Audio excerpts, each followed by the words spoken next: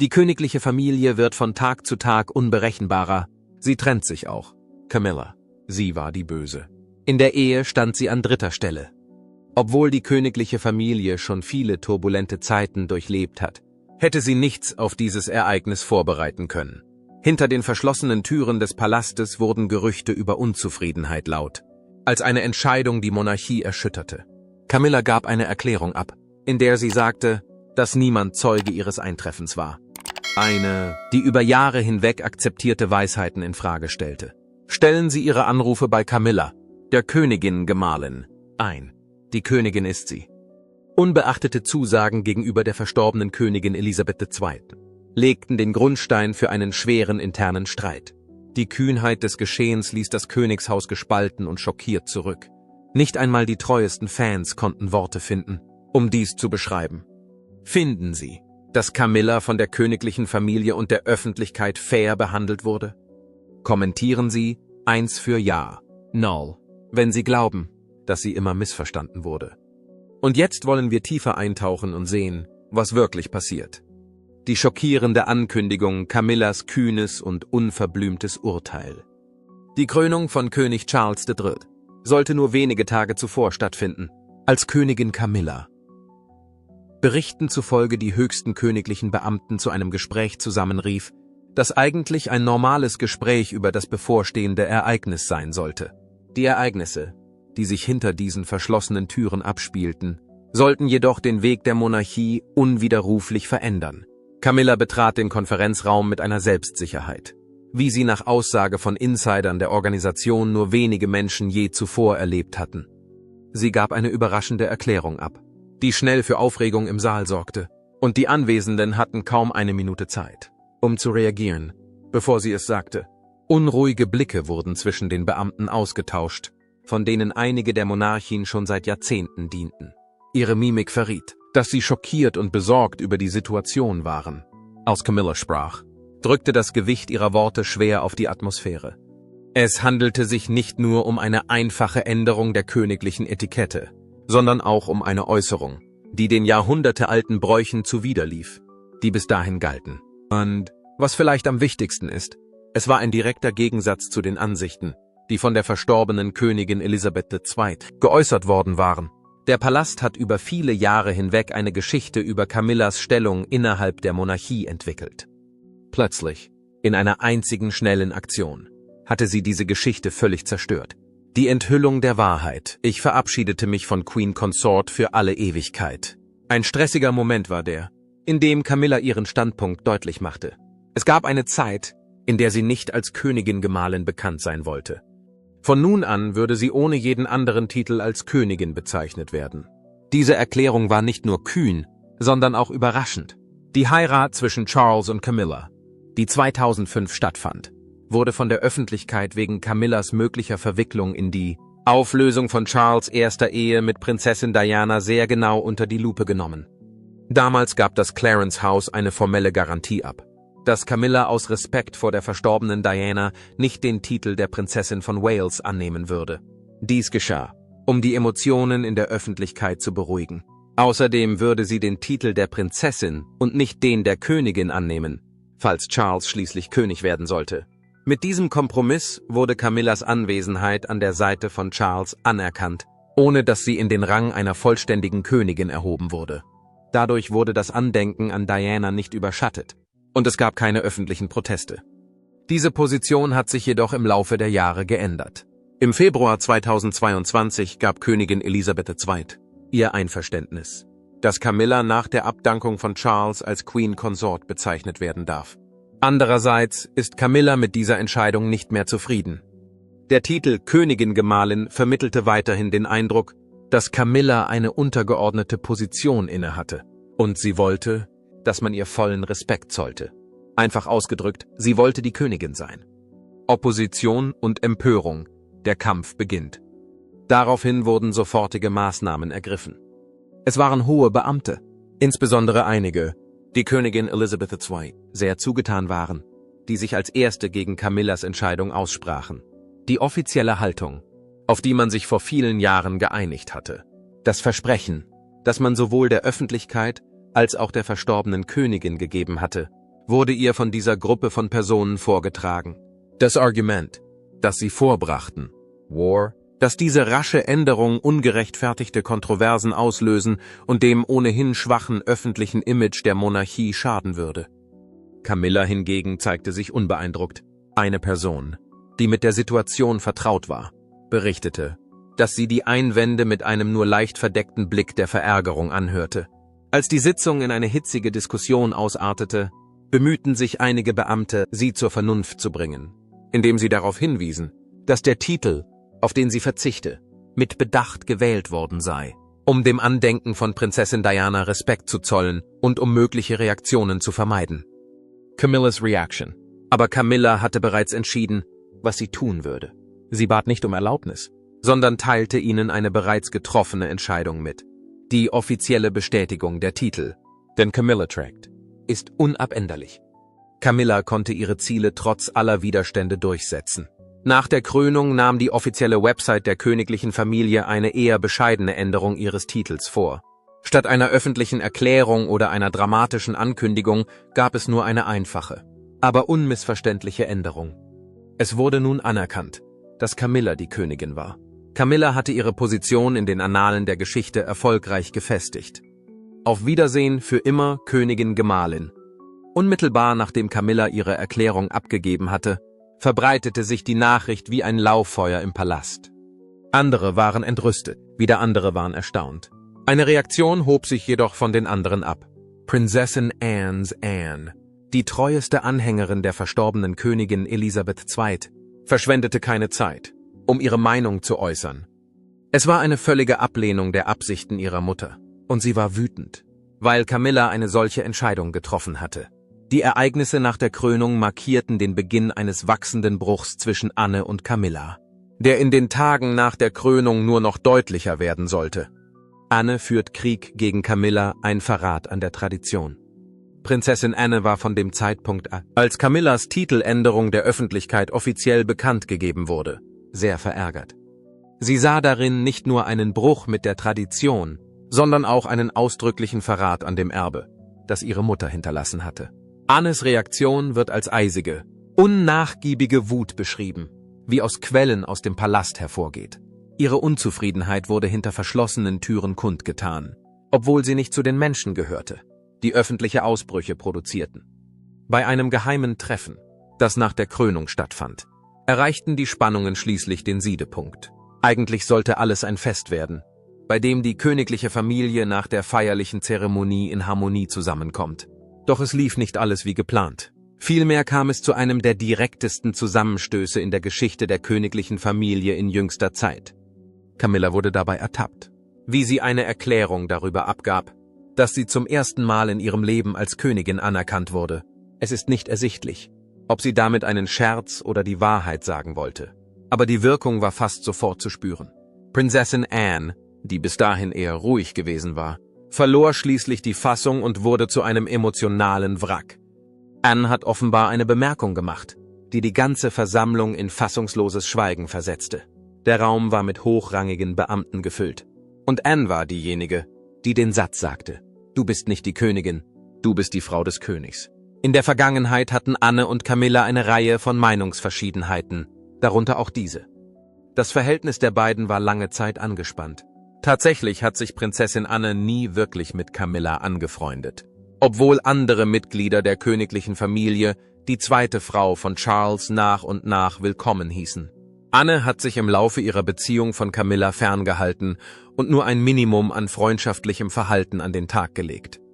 Die Beziehungen zwischen ihnen wurden von den königlichen Biografen als kalt dargestellt. Was ist also der Grund für die Schwierigkeiten, die zwischen ihnen bestehen? Sowohl Camilla als auch Anne.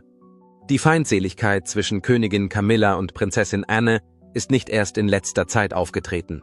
Ihre Meinungsverschiedenheiten reichen Jahrzehnte zurück und beruhen auf grundverschiedenen Persönlichkeiten, Einstellungen und Bestrebungen. Menschen, die der königlichen Familie nahestehen, wissen, dass trotz der Tatsache, dass es ihnen gelungen ist, ihre Höflichkeit in der Öffentlichkeit aufrechtzuerhalten, unter der Oberfläche eine tiefe und sich ausweitende Kluft vorhanden ist. Annes Hingabe versus Camillas Selbstdarstellung. Die Tatsache, dass Anne und Camilla so unterschiedliche Auffassungen von Verantwortung haben, ist einer der Hauptgründe für Annes Hass auf Camilla. Die Monarchie ist für Prinzessin Anne keine Vergünstigung, sondern eine Pflicht, die sie trägt. Seit Beginn ihrer Existenz hat sie sich voll und ganz den königlichen Aufgaben gewidmet und sich nicht ein einziges Mal darüber beschwert, dass sie einige der schwierigsten und anspruchsvollsten Verpflichtungen übernommen hat. Sie hat sich nie um Popularität bemüht oder öffentliche Anerkennung für ihre Arbeit gesucht. Sie hat nie die öffentliche Aufmerksamkeit für ihre Arbeit gesucht. Für Anne sollte der Dienst am Monarchen in erster Linie eine Frage der Pflicht sein und erst in zweiter Linie des persönlichen Ehrgeizes oder gar nicht. Camilla hingegen wurde vorgeworfen, dass sie weniger Wert auf ihre Aufgaben und mehr auf ihr Aussehen legt. Ihr Ruf war ruiniert, als sie aufgrund ihrer früheren Beziehung zu Charles in das Königshaus eintrat, und seither kämpft sie unermüdlich darum, die öffentliche Meinung über sie wiederherzustellen. Camilla gilt als eine Person, die ihre Auftritte und Verpflichtungen sorgfältig auswählt, um ihrem öffentlichen Profil zu entsprechen. Im Gegensatz zu Anne, die für ihre Bereitschaft bekannt ist, sich den herausfordernden und unglamourösen Aspekten der königlichen Pflichten zu stellen. Viele, die in die inneren Abläufe der königlichen Familie eingeweiht sind, glauben, dass Königin Anne Camillas strategisches öffentliches Rebranding eher als eine Art Selbstdarstellung denn als legitime Pflicht gegenüber dem Königreich betrachtet. Aufgrund der Tatsache, dass sie das königliche Leben auf so grundverschiedene Weise angehen, hat Anne es als schwierig empfunden, Camilla wirklich als gleichberechtigte Partnerin zu akzeptieren, ganz zu schweigen von ihrer Rolle als Königin.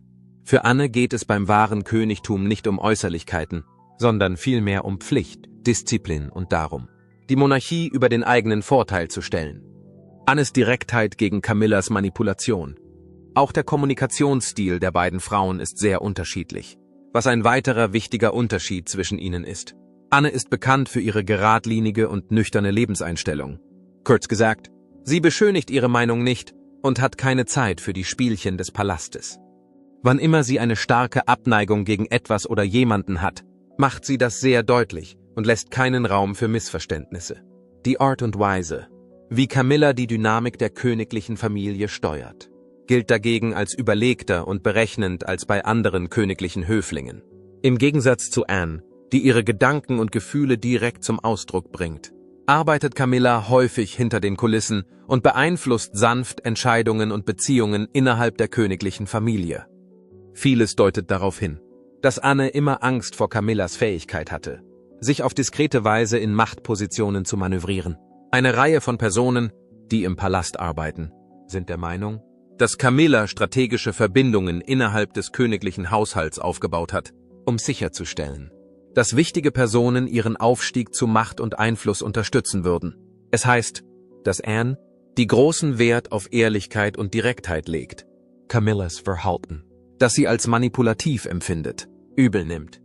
Ihrer Meinung nach sollte der hingebungsvolle Dienst an der Krone unkompliziert und unbeeinflusst von den eigenen persönlichen Ambitionen sein. Der Kontrast zwischen Camillas eher vorsichtigen Strategien hinter den Kulissen und Annes offensiverem Ansatz hat zu Unsicherheit und Spannungen zwischen den beiden geführt.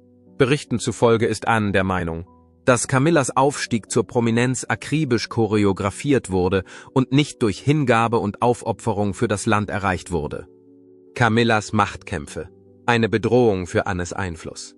Camillas wachsende Macht innerhalb der Monarchie ist eine Ursache für Konflikte zwischen Anne und Camilla, die Anne sehr beunruhigt. Dieser Einfluss ist vielleicht die brennendste Quelle für Spannungen zwischen den beiden.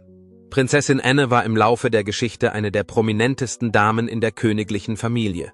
Sie war eine der wichtigsten Beraterinnen von Charles und gilt als eine seiner engsten Vertrauten. Die Tatsache, dass Camilla nun als Königin im Rampenlicht steht, hat jedoch bei einigen Menschen die Sorge ausgelöst, dass Annes Aufgabe an Bedeutung verliert. Berichten zufolge ist Anne der Meinung, dass Camilla zu viel Autorität in zu kurzer Zeit anhäuft. Außerdem haben einige königliche Insider angedeutet, dass Anne das Gefühl hat, Camilla versuche absichtlich, sie an den Rand zu drängen. Wenn Camilla eine Politik und Reformen vorantreibt, die im Gegensatz zu dem stehen, was Anne als das Beste für die Monarchie ansieht, dann stellt sie eine erhebliche Bedrohung für die Struktur der königlichen Familie dar. Zumindest in Annes Augen. Es gibt Berichte, wonach Anne hinter vorgehaltener Hand immer häufiger über die Risiken spricht, die mit Camillas übermäßiger Autorität verbunden sind. Da sie befürchtet, dass Camillas Einfluss auf Charles zu Entscheidungen führen könnte, die die Stabilität der Monarchie untergraben, ist Margaret entschlossen, zu verhindern, dass die Krone zu sehr auf Camillas persönliche Ziele ausgerichtet wird. Zu Beginn war die Beziehung zwischen Anne und Camilla eisig und distanziert.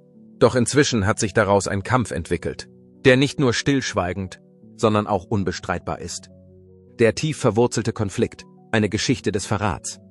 Die Unterschiede in der Persönlichkeit und die Machtkonflikte zwischen Prinzessin Anne und Königin Camilla sind nicht die einzigen Faktoren, die zu den Spannungen zwischen den beiden beitragen. Darüber hinaus sind sie eng mit vergangenen Wunden und Verrat verbunden, die innerhalb der königlichen Familie nicht geheilt werden konnten. Im Laufe der letzten Jahrzehnte gab es eine Reihe unangenehmer Skandale, wechselnde Loyalitäten und vermeintliche Respektlosigkeiten, die allesamt unauslöschliche Spuren in der ohnehin schon angespannten Beziehung der beiden hinterlassen haben. In den Annalen der zeitgenössischen königlichen Geschichte gibt es nur wenige Vorfälle, die so skandalös waren wie das Liebesdreieck zwischen Charles, Camilla und Diana. Prinzessin Anne hat die Entwicklung dieses traurigen Kapitels hautnah miterlebt. Der Beginn der Liebesbeziehung zwischen Charles und Camilla lässt sich bis in die frühen 1970er Jahre zurückverfolgen, lange bevor er Diana kennenlernte. Obwohl ihre Romanze endete, als Camilla Andrew Parker Bowles heiratete, nahmen sie ihre Affäre wieder auf, als Charles noch mit Diana verheiratet war. Diese Enthüllung führte nicht nur dazu, dass die Öffentlichkeit ein negatives Bild von der Monarchie hatte, sondern auch zu persönlichen Ängsten bei Diana und ihren Kindern, Prinz William und Prinz Harry. Die Art und Weise, wie Charles in dieser Zeit sein Privatleben führte, konnte Anne, eine gläubige Traditionalistin, niemals gutheißen. Sie betrachtete Camilla als eine störende Kraft innerhalb der Familie, die zu einem der bedeutendsten königlichen Skandale des 20. Jahrhunderts beigetragen hatte. Doch für sie war Camilla mehr als das. Die Auflösung der Ehe von Charles und Diana war nicht nur eine persönliche Katastrophe, sondern auch eine öffentliche Blamage, die das Prestige der Monarchie gefährdete. Als jemand, der sein ganzes Leben dem Schutz der Monarchie gewidmet hat, konnte Anne nie vergessen, dass Camilla im Mittelpunkt der Geschehnisse gestanden hatte. Anne betrachtete Camilla nicht nur als eine Außenseiterin, die in die königliche Familie einheiratete, sondern als eine Frau, die zuvor Kontroversen und Demütigungen für die königliche Familie verursacht hatte. Die Verbitterung ist nie ganz abgeklungen. Als Camilla schließlich in den königlichen Schoß aufgenommen und mit einer offiziellen Funktion innerhalb der Monarchie betraut wurde, betrachtete Anne dies angeblich als einen eklatanten Affront gegen alles, wofür die Institution eigentlich stehen sollte. Camilla wurde eine Rolle innerhalb der Monarchie zugestanden. Die Nachwirkungen von Dianas Tod. Camillas mangelnde Sensibilität. Der frühe Tod von Prinzessin Diana im Jahr 1997 versetzte die königliche Familie nicht nur in einen tiefen Schockzustand, sondern hinterließ auch bleibende Narben, die nie ganz verheilt sind. Dianas Tod löste bei Anne, wie auch bei vielen anderen hochrangigen Mitgliedern des Königshauses, ein tiefes Gefühl des Verlustes aus. Trotz ihrer Streitigkeiten war sie sich der Tatsache bewusst, dass Diana William und Harry eine liebevolle Mutter gewesen war und dass sie wesentlich zur Modernisierung der Monarchie beigetragen hatte. Innerhalb kurzer Zeit nach Dianas Tod sah sich die königliche Familie mit der Kritik der Öffentlichkeit an ihrer Reaktion konfrontiert. Was Anne hingegen wirklich erzürnte, war Camillas Präsenz in Charles' Leben in dieser Zeit, die nicht nur still, sondern auch hartnäckig war. Camilla blieb eine Figur, die im Hintergrund lauerte. Selbst als die Öffentlichkeit den Verlust von Diana betrauerte, und ihre Verbindung zu Charles wurde allmählich aber sicher legitimer. Aus den Berichten geht hervor, dass Anne dies sowohl als unangemessen als auch als ziemlich unsensibel empfand. Vor allem, wenn man bedenkt, dass Dianas Söhne, William und Harry, immer noch damit zu kämpfen hatten, den unerwarteten Tod ihres Familienmitglieds zu verkraften. Camillas zunehmende Präsenz in der königlichen Familie so kurz nach Dianas Tod schien wie ein Affront gegen Annes Andenken an die Prinzessin von Wales. Dies war der Fall, da Camilla ein Mitglied der königlichen Familie war. Es wird behauptet, dass Anne die Entscheidung von Charles und Camilla, ihre Romanze offiziell wieder aufzunehmen und gemeinsam in der Öffentlichkeit aufzutreten, als verfrüht und beleidigend empfand. Die königliche Familie war immer noch damit beschäftigt, ihr Image in der Öffentlichkeit nach den Jahren mit Diana aufzupolieren. Und Camillas vermehrtes Auftreten in der Öffentlichkeit heizte die Kontroversen, die der Skandal ausgelöst hatte, nur noch weiter an. Anne war nie zufrieden mit dem Tempo, mit dem die Familie nach Dianas Tod weitermachte. Und sie verzieh Camilla nie die Rolle, die sie bei dem Leid spielte, das Diana, William und Harry zugefügt worden war. Annes Besorgnis über Camillas Einfluss auf Charles. Zusätzlich zu ihren früheren Bedenken ist Anne schon seit langem über Camillas Einfluss auf Charles besorgt. Im Laufe der Zeit hatte Anne Gelegenheit, persönlich zu beobachten, wie Camilla ihren Einfluss auf den Entscheidungsprozess der königlichen Familie allmählich, aber stetig vergrößert hat und häufig die Art und Weise beeinflusst hat, wie Charles seine Aufgaben als König wahrnimmt.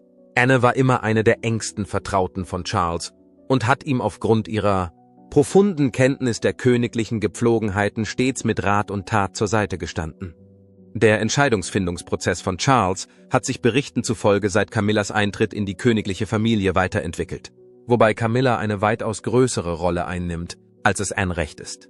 Dies berichten mehrere Quellen, die in die Situation eingeweiht waren. Berichten zufolge ist Anne der Meinung, dass Camilla Einfluss auf Charles' Haltung zu bestimmten politischen Maßnahmen und königlichen Veränderungen hat und ihn so in Richtungen lenkt, die nicht unbedingt mit den Traditionen übereinstimmen, die ihre Mutter verteidigt hat. Mehrere Quellen haben angedeutet, dass Camilla Druck auf bestimmte Mitglieder des königlichen Haushalts ausgeübt hat, um ihre Autoritätspositionen zu verbessern, manchmal auf Kosten von Personen, in die Anne ihr Vertrauen gesetzt hatte. Eines der Dinge, über die Anne am meisten besorgt ist, sind die möglichen Auswirkungen von Camillas Anwesenheit auf Charles' Gesundheit. In Anbetracht der Tatsache, dass das Alter und die Gesundheit von Charles immer mehr Anlass zur Sorge geben, ist Anne der Meinung, dass Camillas hartnäckiges Bemühen, mehr Einfluss zu gewinnen, zu dem Stress beitragen könnte, unter dem der König leidet. Das Konzept der Ergebenheit gegenüber Charles impliziert nicht die bedingungslose Unterstützung von Anne. Ihr ganzes Leben lang hat sie die Interessen der Monarchie immer über ihre persönlichen Beziehungen gestellt, wenn sie der Meinung ist, dass Camillas zunehmender Einfluss Charles' Führung schadet. Sieht sie es als ihre Aufgabe an, einzugreifen und dagegen anzukämpfen. Anne hatte Camillas wachsende Bedeutung innerhalb der Monarchie mit einem Gefühl der Verzweiflung beobachtet. Außerdem war ihre Entscheidung, auf den Titel des königlichen Gemahls zu verzichten und stattdessen darauf zu bestehen, als Königin bezeichnet zu werden, der letzte Strohhalm. Anne konfrontiert Camilla, der Wendepunkt. Prinzessin Anne wandte sich schließlich an Königin Camilla in einem Moment, der den Höhepunkt ihrer langjährigen Feindschaft markieren sollte. Diese Konfrontation erfolgte nach Wochen wachsender Spannungen zwischen den beiden. Die Begegnung war nicht nur unvermeidlich, sondern auch sehr persönlich. 4 Minuten zuvor hieß es, Anne habe sich entschieden, ihre Sorgen für sich zu behalten und in der Öffentlichkeit relativ ruhig zu bleiben. Sie hatte es vorgezogen, ihre Bedenken hinter verschlossenen Türen zu äußern. Anne war sich jedoch bewusst, dass Diplomatie nicht mehr in Frage kam, als deutlich wurde, dass Camilla nicht die Absicht hatte, von ihrer Position abzurücken. Berichten zufolge fand die Auseinandersetzung in einem privaten Rahmen statt, abseits der Aufmerksamkeit der breiten Öffentlichkeit. Ihr Einfluss war jedoch im gesamten Schloss zu spüren. Anne war geradlinig und standhaft und ließ sich nie auf sinnlose Theatralik ein. Sie machte deutlich, dass Camillas Verhalten eine eklatante Missachtung von Königin Elisabeth II. Darstellte. Es heißt, Anne habe Camilla zu verstehen gegeben, dass dies nicht ihr Wunsch sei. Camilla hingegen ließ sich nicht beirren. Sie hatte jahrzehntelang darauf hingearbeitet, die Zustimmung des Volkes zu gewinnen und ihre Position innerhalb der königlichen Familie zu festigen. Und sie hatte nicht die Absicht, ihr Wort zu brechen. Da sie Annes Zorn nicht hinnehmen wollte, blieb sie in ihrer Position standhaft. Es wurde behauptet, dass Camilla ihr Urteil für endgültig erklärt hat. Eines ist nach dem Vorfall überdeutlich geworden, auch wenn keine weiteren Fakten bekannt geworden sind. Das war etwas, das Anne nicht auf sich beruhen lassen wollte. Die königliche Familie befand sich in einem internen Streit, wie es ihn seit Jahrzehnten nicht mehr gegeben hatte. Und die Meinungsverschiedenheit zwischen Anne und Camilla hatte sich offiziell von einer Ebene subtiler Missbilligung zu offenem Ungehorsam entwickelt. In dem Bestreben, sich einen Vorteil gegenüber Camilla zu verschaffen, beschließt William, sich in die Schlacht einzumischen. Nach Annes gewaltsamer Begegnung mit Camilla stiegen die Spannungen innerhalb der königlichen Familie auf ein neues Niveau. Obwohl Prinz William ursprünglich nicht in den direkten Konflikt verwickelt war, konnte er die zunehmenden Unruhen innerhalb der Monarchie nicht ignorieren. Camillas jüngste Handlungen lösten bei William ein wachsendes Gefühl der Beunruhigung aus, denn er war jemand, der sich wirklich für die Reformierung der Institution einsetzte. William war mit den Spannungen, die mit Camillas Arbeit verbunden waren, nicht unvertraut, auch wenn er sich stets maßvoll und höflich verhalten hatte. Seit dem Tod seiner Mutter hatte Charles miterlebt, wie die Monarchie gezwungen war, die verworrene und umstrittene Geschichte von Camillas Existenz in der Welt zu bewältigen. Jetzt, da Camilla plötzlich auf den Titel des königlichen Gemahls verzichten und sich selbst als Königin ausrufen wollte, wurde Williams Toleranz allmählich zu Ende. In Bezug auf William ging es nicht nur um eine Diskussion über Titel. Es ging um den grundlegenden Kurs, den die Monarchie einschlagen würde. Über einen langen Zeitraum hinweg hatte er sich für die Vision einer moderneren und schlankeren königlichen Familie eingesetzt, die weniger Wert auf antiquierte Bräuche und mehr auf öffentliche Dienste, Offenheit und zwischenmenschliche Beziehungen legt. Sein Ziel ist es, die Monarchie in eine Institution umzuwandeln, die die Ideale und Bestrebungen einer jüngeren Generation widerspiegelt. Einer Generation, die der Opulenz und Hierarchie der königlichen Familie gegenüber kritischer geworden ist. Die Absichten, die William für die Zukunft der Monarchie hegt, stehen in direktem Gegensatz zu Camillas Beharren auf einer eher konventionellen und autoritären Rolle als Königin. Camilla ist dabei, sich als wichtige Figur zu etablieren, indem sie sich als sichtbare und starke, matriarchalische Präsenz innerhalb der Institution positioniert, während William schrittweise daran arbeitet, die von Mitgliedern der königlichen Familie ausgeübten Führungsaufgaben zu reduzieren. William war über diese Information nicht erfreut. Er hatte bereits damit begonnen, Maßnahmen zu ergreifen, um die Abhängigkeit der Monarchie von einer großen Zahl von arbeitenden Royals zu verringern. Er war der Meinung, dass eine kleinere und konzentriertere königliche Familie den Bestrebungen der modernen Gesellschaft eher entsprechen würde. Diese Frau war der Bösewicht. In der Ehe war sie die dritte Person, die daran beteiligt war. Seiner Ansicht nach stand Camillas zunehmende Dominanz in direktem Widerspruch zu dieser Umwandlung, insbesondere weil sie versuchte, sich eine bedeutende Position zu verschaffen, die im ursprünglichen Entwurf nicht vorgesehen war. Um dies zu verhindern, entschied sich Williams für eine eher verdeckte Strategie, die darin bestand, Camillas Bedeutung innerhalb der Organisation schrittweise zu verringern, ohne offen gegen sie vorzugehen. Die Technik, die er anwendet, besteht darin, die Aufmerksamkeit auf andere wichtige königliche Persönlichkeiten zu lenken, die seiner Weltanschauung am nächsten stehen. Eine dieser Persönlichkeiten ist Prinzessin Sophie, die auch als Herzogin von Edinburgh bekannt ist. Sophie, die im Allgemeinen sehr respektiert wird und nie in einen Skandal verwickelt war, wird allmählich zu einer wichtigeren königlichen Persönlichkeit, vor allem bei öffentlichen Auftritten. Es ist möglich, dass Camilla in dem Maße an Bedeutung verliert, wie Sophie und andere Personen, die ihr ähnlich sind, immer mehr in den Mittelpunkt rücken. Es ist möglich, dass dies für sie ein Vorbote des Endes ist. Was kommt als nächstes? Camillas Isolation im Kampf um Relevanz. Die Frage, die jetzt beantwortet werden muss, ist, wie es weitergeht. Da sowohl Prinzessin Anne als auch Prinz William sich Camillas wachsendem Einfluss widersetzen. Obwohl die Monarchie auf Einigkeit und Tradition setzt, ist sie derzeit mit einer internen Spaltung konfrontiert, die ihr Schicksal bestimmen könnte. Camilla war noch nie ein Mensch, der kampflos aufgibt. Sie hat jahrelang um ihre Akzeptanz in der königlichen Familie und in der Öffentlichkeit gekämpft. Und jetzt, da sie Königin ist sie fest entschlossen, die Position, die sie jetzt innehat, zu behalten. Andererseits befindet sie sich aufgrund des offensichtlichen Widerstands von Anne und der verdeckten Bemühungen von William, die Aufmerksamkeit der Monarchen von ihr abzulenken, in einer Zwickmühle. Es besteht die Möglichkeit, dass Camilla sich noch mehr von der königlichen Familie entfremdet, wenn sie weiterhin ihre Meinung äußert. Es ist möglich, dass sie durch ihre Bemühungen, ihren Einfluss zu vergrößern, die bereits zu offensichtlichen Spannungen geführt haben, noch weiter an den Rand gedrängt wird. Anne und William sind nicht bereit, ihr Streben nach Macht zu unterstützen. Sollte sie sich für einen Aufschub entscheiden, könnte sie immer noch ein gewisses Maß an Prestige aufrechterhalten, was jedoch auf Kosten ihrer lang angestrebten Ziele gehen würde. Die Tatsache, Dass Camilla innerhalb der königlichen Familie nur wenige Sympathisanten hat, ist ein weiterer Faktor, der zu den Problemen beiträgt, die sie erlebt. Sein schwindender Gesundheitszustand bedeutet, dass König Charles mehr auf den Rat anderer angewiesen ist, obwohl er immer für sie da war und sie finanziell unterstützt hat. Da Anne und William eine wichtige Rolle im Entscheidungsprozess der königlichen Familie spielen, könnte Camilla feststellen, dass selbst der Einfluss von Charles nicht ausreicht, um ihre Position in der Zukunft der Monarchie zu sichern. Die jüngere Generation der Royals, mit Ausnahme von Charles, bietet Camilla nicht viele echte Verbündete. Prinz William, der eines Tages König werden wird, hat die Vision, die Monarchie zu modernisieren, was nicht mit Camillas eher konventioneller Einstellung zur Monarchie übereinstimmt.